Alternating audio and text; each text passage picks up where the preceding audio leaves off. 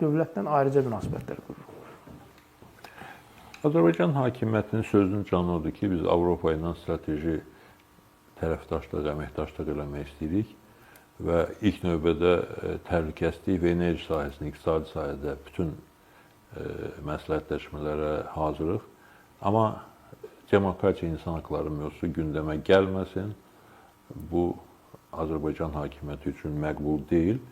Yanaşma bundan ibarətdir və bütün ziddiyyətlər də burada yaranır. Bilirsiniz, Elçin bəy, indi İrəvanda sammit baş tutdu və kifayət qədər təsirli bir şəkildə, sözün müəyyən mənasında güclü bir siyasi şou keçirildi də.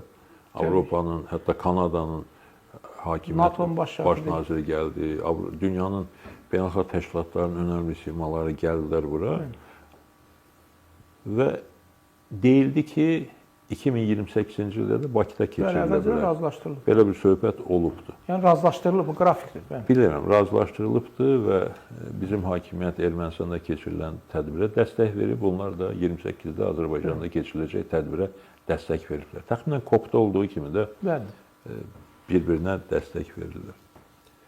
Və amma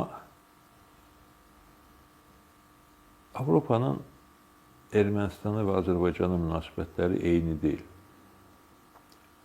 Avropanın Ermənistana münasibəti bir tərəfdən erməni sevgisidir, dediyimiz kimi. İkinci tərəfdən də türklərə qarşı münasibətin ortaya qoyduğu məsələdir. Azərbaycanda isə sözün açığı sevgi yoxdur. Azərbaycanla bağlı çox praqmatik münasibətlər sistemi var. Azərbaycanın nefti, qazı var müəyyən qədər və Avropa o sahədə Azərbaycanın əməkdaşlığı ehtiyac duyur, ona görə də onu açıq şəkildə dilə gətirirlər. Azərbaycan kifayət qədər güclü dövlətdir və bölgədə təsiri var və təhlükəsizlik baxımından Azərbaycana müəyyən ehtiyac duyulur, onu da dilə gətirirlər.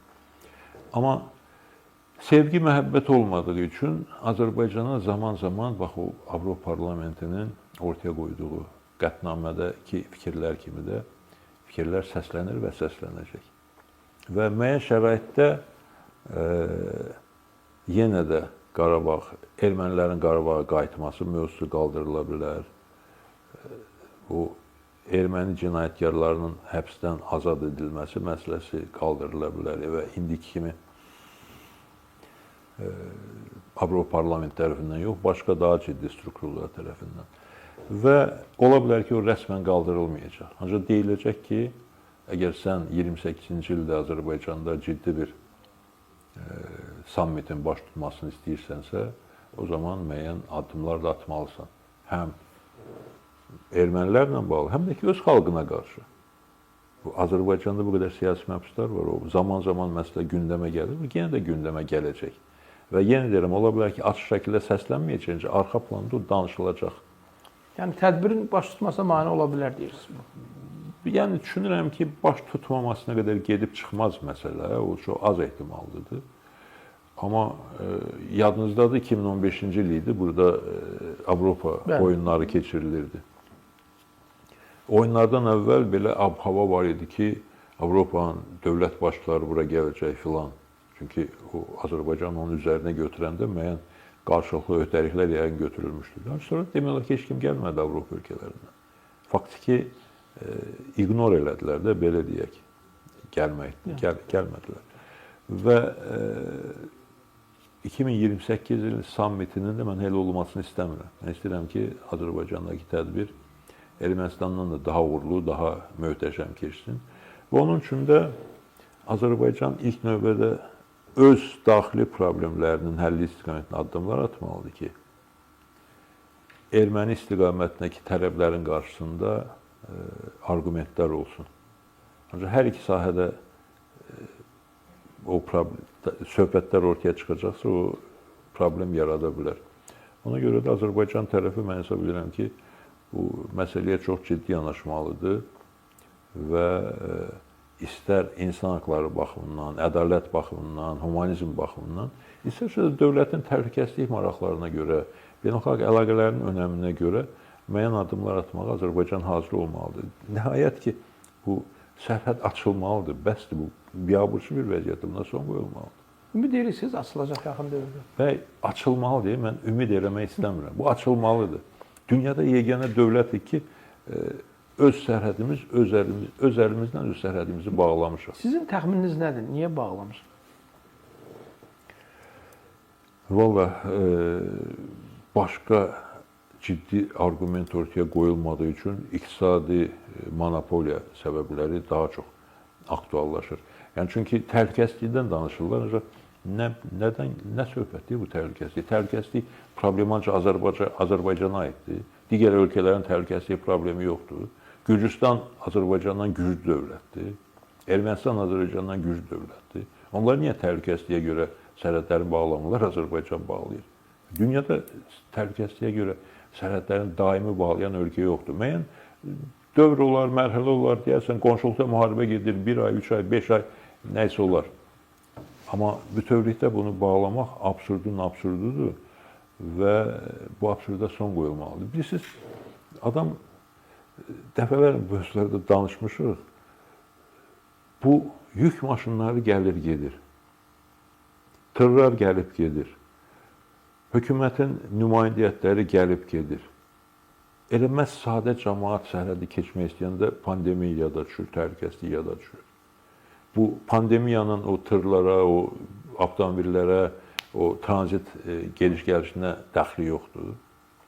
Ən maraqlısı odur ki, Təhlükəsizlik ancaq sıravi bir kəndli Qazaxdan, Tovuzdan, nə bilim, Ağsafadan, Balakəndən gedib Gürcüstandakı qohumlarını, dostlarını görüb gəlmək istəyəndə, biraz ola bilər mağazadan, bazardan, dükandan alverilib dönmək istəyəndə təhlükəsizlik problemi yaranır, pandemiya problemi yaranır. Ayıbdır axı. Ayıbdır, sadəcə olaraq ayıbdır. Qurtarmaq lazımdır bu söhbəti, bitirmək lazım.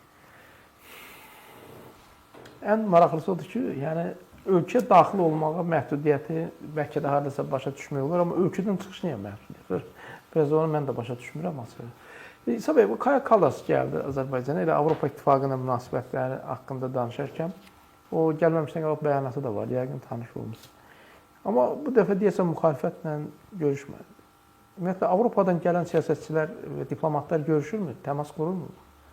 Son illərdə çox da fəallıq göstərmirlər, həvəs göstərmirlər və bu da onların seçimi deyil. Azərbaycan hakimiyyəti məsləhətidir, hətta təkcə məsləhət deyil.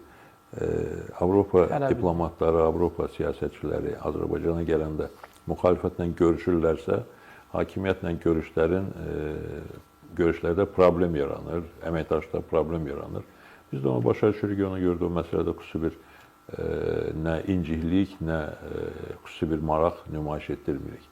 Amma prinsip etibarıyla Kallasın, İtaliya baş naziri Meloni xanımın Bakıya gəlməyi müsbət hadisələrdir. Ümumiyyətlə, bu Yerevandakı sammitin həm əvvəl, həm də sonra bəzi nümayəndələrinin Bakıya səfər etməsi yaxşıdır, olsun. Əlaqələr önəmlidir.